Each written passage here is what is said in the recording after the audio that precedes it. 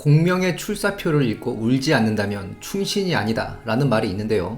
보통 여기서 말하는 출사표라 하면 제갈량이 227년 1차 북벌 때 유선에게 올린 전 출사표를 뜻합니다. 전 출사표는 아름다운 명문이죠. 손찬이 형도 소시적에 이 명문을 읽고 눈물을 흘린 바가 있습니다.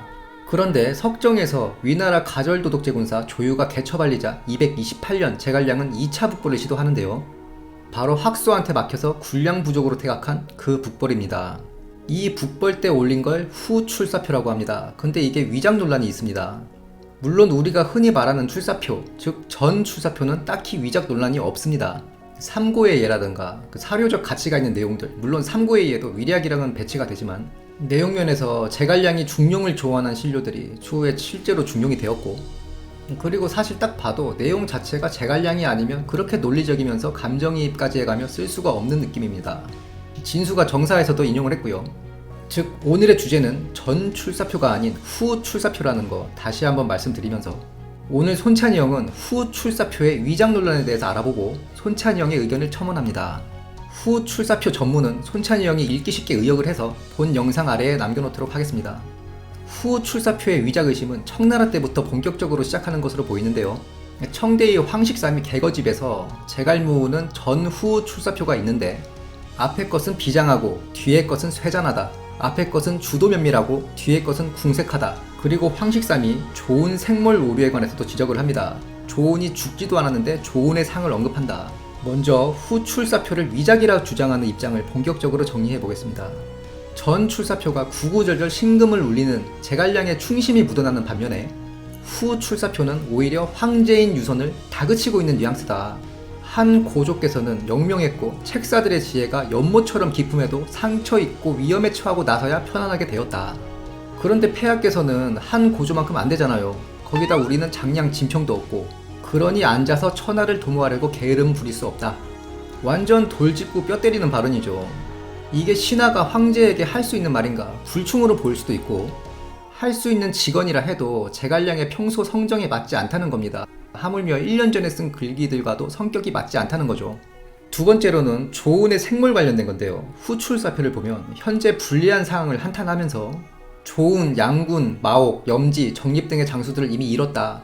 조은이 정사기록으로 229년에 죽습니다. 그런데 후 출사표는 위작이 아니라고 하면 2차 북벌시, 즉 228년 11월 전에 작성된 거거든요.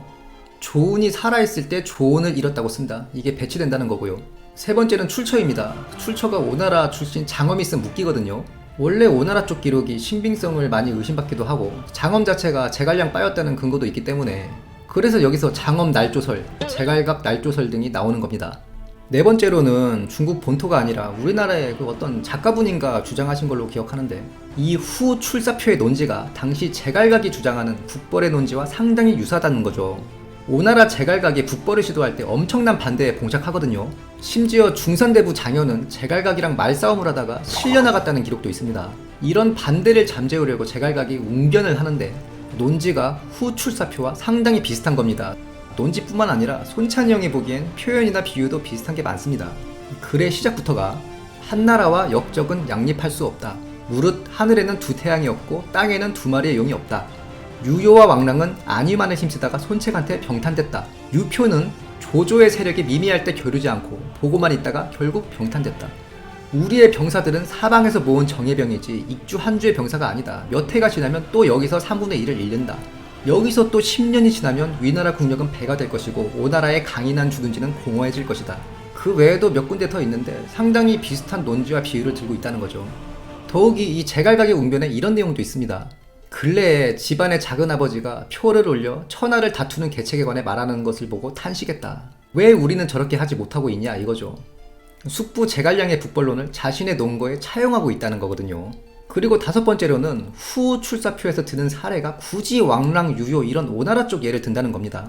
오히려 후 출사표야말로 유표의 예를 드는 게 자연스럽죠. 제갈량이 유비랑 같이 직접 겪은 산 증인 아닙니까? 여기까지가 위작이라고 추론할 수 있는 근거들이고 이제부터 위작이 아니다 라는 입장을 보면 먼저 장엄과 제갈각이 교분이 있다는 정사 기록이 없다. 즉 장엄이 제갈각을 위해 날조할 동기가 없다. 출처 같은 경우에는 사마광이 자치통감에서 이 후 출사표를 인용하였다.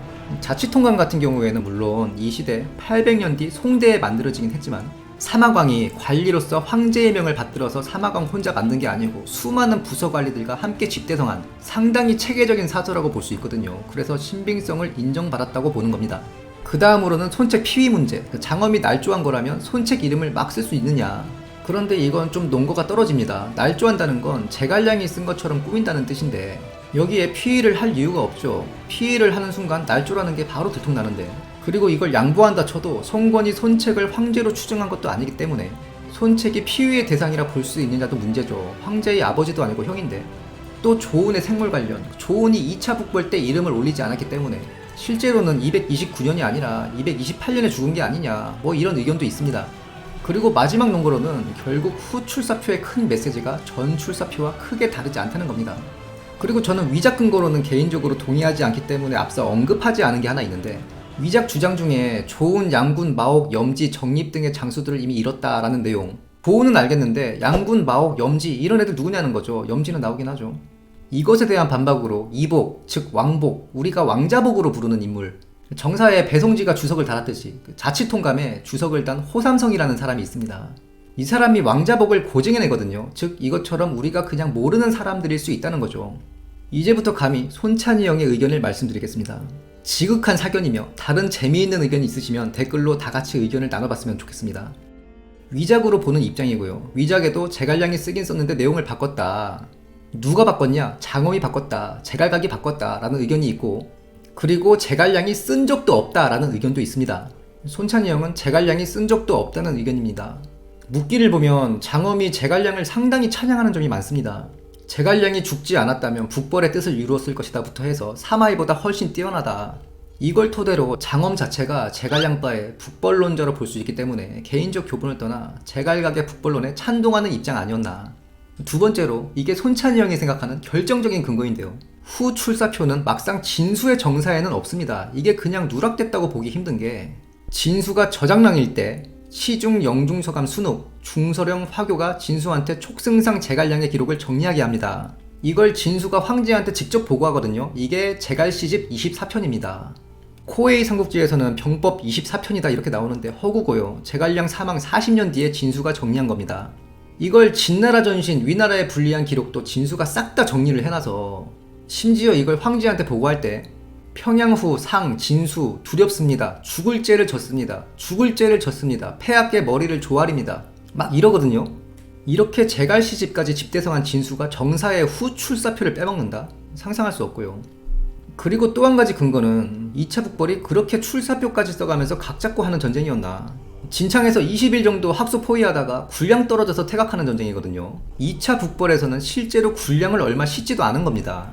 바로 몇 달 뒤 229년 봄으로 이어지는 3차 북벌의 전초전 성격으로 보는 시각도 있거든요. 저는 기본적으로 제갈량의 군제를 인정하는 편에 가깝습니다. 유비 사후 강대국 상대로 공세적 입지를 잃지 않는 것 자체가 제갈량의 군제를 입증하는 것이라 보니까요. 그러기에 전 출사표에 비해 재미도 감동도 없는 이 날조된 후 출사표를 보면 사실 좀 화가 납니다. 거기에 실제로 오나라의 대외 전략에 이용되었다면 더 화가 날 일이겠죠. 후 출사표 위장 논란은 흥미로운 주제이기 때문에 들고 와봤고요. 영상이 유익하셨다면 구독, 좋아요, 알림 설정 부탁드리며 다음 시간에도 풍성한 내용으로 돌아오겠습니다. 감사합니다.